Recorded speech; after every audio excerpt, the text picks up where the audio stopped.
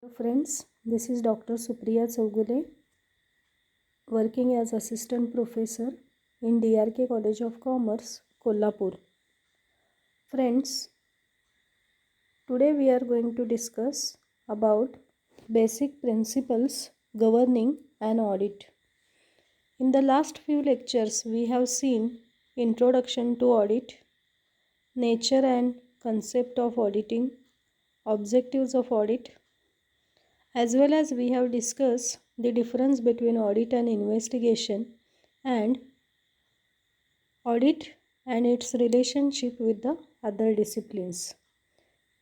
In today's lecture, we are going to discuss which principles are going to be applied while conducting the audit. Friends, auditing is a systematic and scientific procedure of inspection of the financial statements of an organization. And like any scientific procedures, the audit also has certain principles and rules that govern it. These principles are the standards of auditing or the auditing and assurance standards, which can also be called as AAS. Let us now take a look at some basic principles governing an audit. My dear students, we have seen that auditing a systematic and careful examination of the financial statements of the organization, and audit is also compulsory for the public entities, for private entities, as well as for bank, insurance, cooperative societies, hospitals and charitable institutions. Audit has many benefits, like the auditor used to certify the financial statements about their true and fair view.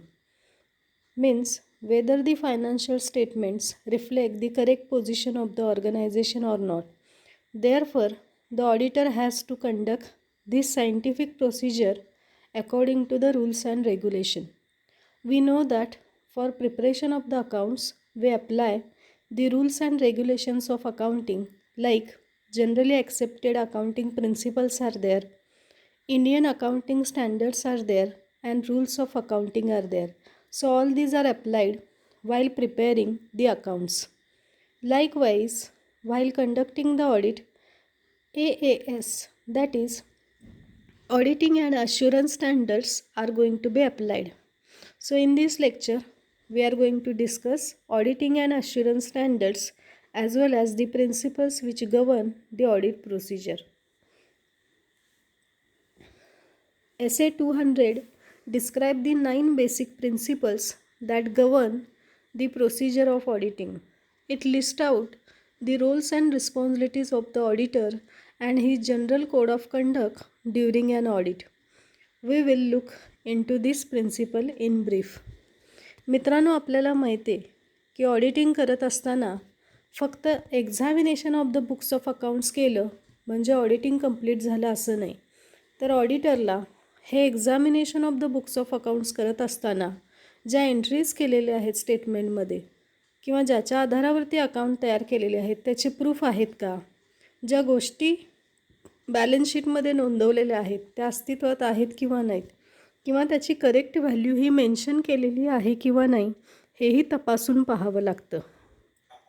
हे सर्व करत असताना ऑडिटरनं त्याचं काम कशा पद्धतीनं करावं, त्याची वागणूक कशी असली पाहिजे, त्याचा रोल कसा असला पाहिजे, त्याचं बिहेवियर कसं असलं पाहिजे किंवा त्याची काम करण्याची पद्धत कशी असली पाहिजे याच्या संबंधी ही प्रिन्सिपल्स ही अप्लाय केलेली असतात किंवा प्रिन्सिपल ही त्यानं ऑडिट करत असताना अंमलात आणावी लागतात. आणि मगच आपण असं म्हणू शकतो की audit has been done in a careful way और audit is an careful examination and accurately and systematically done. The first principle is integrity, independence and objectivity. The auditor has to be honest while auditing. He cannot be favoring the organization. He must remain objective throughout the whole process. His integrity must not allow any malpractice. याचाच अर्थ असा होतो की ऑडिटरनं honest असलं पाहिजे ऑडिटिंगची process complete होईपर्यंत. जर ऑडिटरनं ऑर्गनायझेशनला favour केलं किंवा ऑर्गनायझेशनच्या बाजूने जर तो उभा राहिला तर तो ॲक्युरेट किंवा करेक्ट पद्धतीचं त्याचं ओपिनियन नोंदवू शकणार नाही. त्याचं ओपिनियन हे बायस्ड स्वरूपाचं होईल किंवा त्याची जी पूर्ण प्रोसेस करायची आहे ऑडिटिंगची तर ती देखील काही लिमिटेशन्स किंवा अशा पद्धतीचे असणार आहे की ज्यामधून तुम्हाला फ्रुटफुल आउटकम जे आहे किंवा ॲक्युरेट आउटकम हे मिळणार नाही आहे. म्हणून त्यानं कुठल्याही पद्धतीची माल प्रॅक्टिस म्हणजे चुकीच्या पद्धतीने कामकाज हे अलाव करू नये. Another important principle is independence. So the auditor cannot have any interest in the organization he is auditing, which allows him to be independent and impartial at all times. ऑडिटरनं independent असं opinion दिलं पाहिजे आणि तो independent असला पाहिजे. जर ऑडिटरचा कुठलाही इंटरेस्ट ऑर्गनायझेशनमध्ये असेल फायनान्शियल किंवा नॉन फायनान्शियल तर त्याचं ओपिनियन हे बायस्ड होणार आहे आणि पार्शियल असणार आहे. म्हणून ऑडिटरनं नेहमी इंडिपेंडंट आणि इम्पार्शियल असलं पाहिजे कारण त्याच्या मतावरती त्याच्या रिपोर्टिंगवरती बऱ्याचशा लोकांचं म्हणजे शेअरहोल्डर्स स्टेकहोल्डर्स किंवा इन्व्हेस्टर्स किंवा एम्प्लॉईज आणि या सगळ्याचा परिणाम म्हणजे गव्हर्मेंट इकॉनॉमी याच्यावरती त्याच्या ओपिनियनचा परिणाम होत असतो. म्हणून जो काही कारभार त्या कंपनीचा असेल किंवा ऑर्गनायझेशनचा त्याच्या बाबतीमध्ये त्यानं इंडिपेंडंट आणि इम्पार्शिएबल असलं पाहिजे ऑडिटिंग करत असताना. The next principle is confidentiality. The auditor has access to a lot of sensitive financial information of the organisation. It is important that he respect the confidential nature of such information and documents. Friends, we know that the access to the financial statement is not a easy one and common one thing. Only the equity shareholders as well as the other partners or board of directors have direct access to the books of accounts. Otherwise, nobody has direct access to the sensitive financial information. But according to the rights of the auditor has the right to access to the books of account. So therefore he get the sensitive financial information. But it is important that he should keep that information in a confidential manner. Otherwise, if such information get disclosed, the organization has to suffer many impact of such thing. Therefore, the auditor has to maintain confidentiality. Auditor cannot disclose any sensitive information to any third party unless it is a requirement by law. And he must also be very careful with the document, certificate, etc. that the organization entrusts to him. ऑडिटरकडं बरीचशी अशी sensitive financial information असते की ज्याचा उपयोग दुसऱ्या कॉम्पिटिटर्सना वेगळ्या हेतूंसाठी होऊ शकतो. पण ही इन्फॉर्मेशन ही ऑडिटरला ऑर्गनायझेशननं ट्रस्ट म्हणून प्रोव्हाइड केलेली असते किंवा कोणतेही डॉक्युमेंट ऑडिटरला दिलेले असतात ते त्यांनी त्याला विश्वासात घेऊन दिलेले असतात.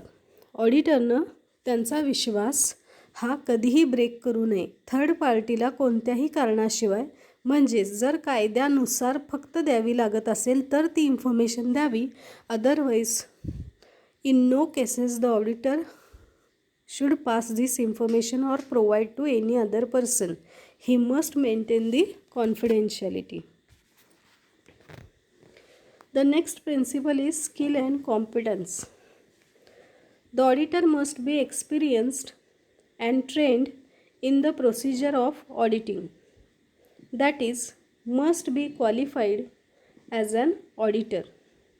And as a professional, he must be up to date on recent changes, announcement, rules, etc. ऑडिटरकडे एक्सपिरियन्स असला पाहिजे, त्याचबरोबर तो ट्रेन असला पाहिजे. कशामध्ये तर ऑडिटिंगच्या ज्या प्रोसिजर हाताळायच्या आहेत त्याला त्यामध्ये. याच्यासाठी त्यानं क्वालिफाईड ऑडिटर असलं पाहिजे. क्वालिफाईड म्हणजे काय तर त्यानं चार्टर्ड अकाउंटंट असावं.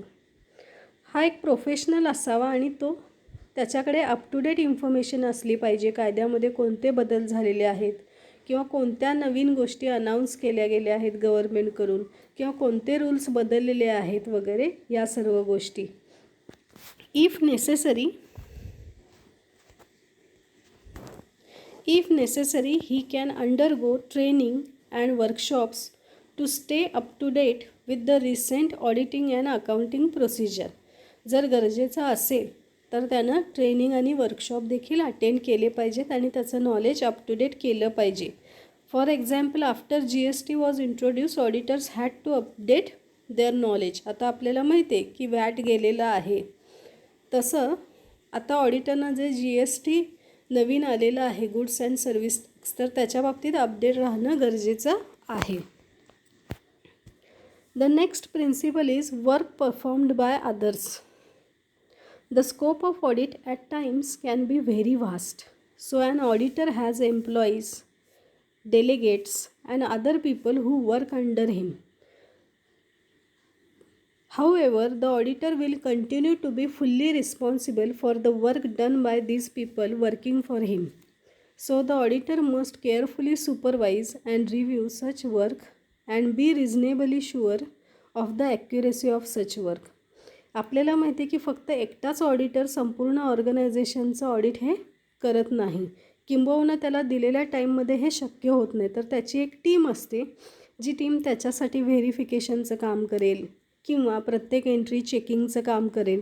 पण या सगळ्या कामासाठी त्याला डिपेंड राहावं लागतं या सगळ्या लोकांवरती. मग त्याचे एम्प्लॉई असतील, डेलिगेट्स असतील किंवा इतर पीपल जे तज्ज्ञ आहेत म्हणून त्यांचा सल्ला घेण्यासाठी त्यांना बोलवलं असेल. पण या सगळ्याचं जे काम आहे ते त्यांना केअरफुली सुपरवाईज केलं पाहिजे, कारण या सर्व कामाला तो जबाबदार असतो आणि त्यामध्ये ॲक्युरसीही असली पाहिजे. Next is documentation. In most cases the auditor maintains an audit notebook, an audit plan, and auditing file. It is important that the auditor keeps a record of important documents in respect to his audit work, as it is evidence of the work the auditor has done and the client is inclined to these documents and files if he wishes to inspect the work. तर ऑडिटरनं documentation करणं हे अपेक्षित आहे. बऱ्याचदा केसेसमध्ये काय होतं की ऑडिटर हा ऑडिट डायरी किंवा ऑडिट नोटबुक मेंटेन करतो किंवा ऑडिट प्लॅन हा तयार करतो, ऑडिटिंगची फाईल तयार करतो. तर कशासाठी? तर सगळ्या महत्त्वाच्या डॉक्युमेंट्सचं त्याच्याकडे रेकॉर्ड असावं किंवा त्याच्या कामाचं रेकॉर्ड असावं किंवा एव्हिडन्स असावा. बऱ्याचदा कसं होतं की क्लायंटना देखील हे इन्स्पेक्ट करणं गरजेचं वाटू शकतं की काय त्यांनी स्वतःकडे ठेवलेलं आहे किंवा कोणती इन्फॉर्मेशन त्यांनी स्वतःजवळ ठेवलेली आहे. Next is planning. An audit plan allows the auditor to plan out his work and enables him to be more efficient and timely. Every audit plan is different as it has to be customized according to the type of organization, the kind of business they conduct, the scope of the audit, the efficiency of the internal control etcetera. तर ऑडिटरनं plan करणं खूप गरजेचं आहे, कारण पहिल्यांदा त्याला examination of accounts करावं लागतं, नंतर व्हाउचिंग म्हणजेच डॉक्युमेंट्सचं व्हेरिफिकेशन करावं लागतं, verification and valuation of assets and liabilities कराव्या लागतात आणि त्याच्यानंतर तो रिपोर्ट करत असतो. म्हणजे याच्यासाठी एक प्लॅन तयार करणं खूप गरजेचं असतं, मगच त्याचं जे ऑडिटिंगचं काम आहे ते एफिशियंटली आणि टाईमली होईल. आणि हा ऑडिट प्लॅन जो आहे तो कस्टमाइज असणार आहे, म्हणजे ऑर्गनायझेशनचा टाईप काय आहे, कोणत्या प्रकारचा ते बिझनेस करतात, स्कोप काय आहे ऑडिटचा, कारण ऑडिटचे वेगवेगळे प्रकार असतात, किंवा एफिशियन्सी काय आहे, इंटरनल कंट्रोल कसे आहेत. तर याच्यावरती त्याचं प्लॅनिंग हे बरंचसं डिपेंड असतं आणि ते व्हेरी होत असतं वेगवेगळ्या ऑर्गनायझेशननुसार. Next is audit evidence. The auditor must collect enough evidence to support his opinion. This collection of such evidence is done by compliance and substantive procedures. There are two sources of this evidence, internal and external. And also external sources of evidence are always more reliable. Auditor जे काम करत असतो किंवा जे काही तो opinion देतो त्याचं फायनल, त्याचा परिणाम हा ऑर्गनायझेशनच्या इमेजवरती होतो. म्हणजे जर ग्रेड चांगली असेल, ऑडिटर जर समाधानकारक त्याला काम वाटलं, तर ग्रेड निश्चितच चांगली येईल आणि त्याच्यामुळं इमेज बिल्डिंग देखील होईल ऑर्गनायझेशनची. पण जर ऑडिटरचं ओपिनियन निगेटिव्ह आलं तर याचा देखील परिणाम ऑर्गनायझेशनच्या इमेजवरती होतो. मग जे काही त्याचं फायनल ओपिनियन असेल त्याच्यासाठी त्यानं एव्हिडन्स कलेक्ट हा केलाच पाहिजे. या एव्हिडन्सवरती बेसच त्याचं जे काही ओपिनियन आहे ते असावं. आणि ह्या एव्हिडन्ससाठी 2 प्रकारचे सोर्सेस असू शकतात. एक म्हणजे इंटरनल आणि दुसरा external. External sources of evidence हे नेहमी रिलायबल मानले जातात, कारण इंटरनल म्हणजे शेवटी ऑर्गनायझेशन करून प्रोव्हाइड करण्यात आलेली माहिती आहे, जी कधी मॅनिप्युलेट देखील करता येऊ शकते जर ऑर्गनायझेशनचं तसं मत असेल तर. म्हणून एक्सटर्नल सोर्सेस जे एव्हिडन्स आहेत ते मोर रिलायबल असे मानले जातात. The next principle is accounting systems and internal controls. The auditor has to assure that the accounts of the organization are accurate and represent a true and fair picture of financial status of the company. Also, the auditor must ensure that all material information has been recorded in the accounts. Testing the internal control system is also important as it helps to determine the same. The auditor has to ensure about what की account जे ऑर्गनायझेशनने तयार केलेले आहेत ते represent करतात, accurate picture represent करतात, खऱ्या पद्धतीचं पिक्चर रिप्रेझेंट करतात त्यांच्या फायनान्शियल स्टेटसचं, आणि त्यात काही फेरफार केलेला नाही आहे. हे ऑडिटरनं अश्युअर करावं लागतं. ऑडिटिंगचं काम करत असताना त्याला त्या पद्धतीनं काम करून ते शोधावं लागतं. Auditor must ensure that all material information has been recorded in the accounts. जी काही मटेरियल इन्फॉर्मेशन आहे, इममटेरियल नाही, ज्याला व्हॅल्यू नाही ती इन्फॉर्मेशन नव्हे, इममटेरियल इन्फॉर्मेशन ही रेकॉर्ड केली नसली पाहिजे. मटेरियल इन्फॉर्मेशन ही सगळी जी महत्त्वाची आहे ती अकाउंट्समध्ये रेकॉर्ड केली गेलेली आहे. त्याच पद्धतीनं त्यानं इंटरनल कंट्रोल सिस्टीम देखील चेक केली पाहिजे. Next principle is audit conclusions and reporting. After the auditor collects all evidence, he must now form his opinion on the basis of following criteria. First one is all relevant accounting standards were applied at all times. Second one is financial statements are in compliance with all regulations and statutory requirements. And the third one is all material information has been disclosed. तर ऑडिटरनं report करत असताना हे सगळ्या एव्हिडन्सवरती base त्याचं conclusion असलं पाहिजे. आणि 3 बाबी खूप महत्त्वाच्या आहेत त्याचं ओपिनियन देत असताना. पहिली बाब म्हणजे जी रिलेव्हंट इन्फॉर्मेशन आहे अकाउंटिंग स्टँडर्डनुसार ती सगळीकडे ॲप्लाय केली असली पाहिजे. अकाउंटिंग स्टँडर्डचा वापर करून रिलेव्हंट इन्फॉर्मेशन ही प्रेझेंट केली गेली पाहिजे. दुसरी म्हणजे फायनान्शियल स्टेटमेंट आहेत ते रूल्स अँड रेग्युलेशन किंवा स्टॅच्युटरी ज्या रिक्वायरमेंट आहेत त्याप्रमाणे तयार केलेले आहेत. आणि तिसरं म्हणजे जी काही महत्त्वाची मटेरियल इन्फॉर्मेशन आहे ती डिस्क्लोज केलेली आहे. फुल डिस्क्लोजर हे अकाउंटिंग प्रिन्सिपल किंवा स्टँडर्ड हे तिथं लावलं गेलं असलं पाहिजे. या बाबीवरती ऑडिटरनं कन्क्लुजन त्याचं डिराईव्ह करायचं आहे आणि रिपोर्टिंग करायचं आहे. तर आज आपण प्रिन्सिपल्स गव्हर्निंग ऑडिट प्रोसिजर हे in detail English and Marathi both मीडियममध्ये आपण पाहिलेलं आहे. आपण पुन्हा एकदा ही लेक्चर आहे ते पहा. जर काही शंका वाटली असेल तर आपल्या ग्रुपवरती तुम्ही ती मेन्शन करू शकता. नक्कीच आपण नेक्स्ट टाईम पुढच्या लेक्चरमध्ये डिस्कस करू. थँक्यू हे लेक्चर अटेंड केल्याबद्दल.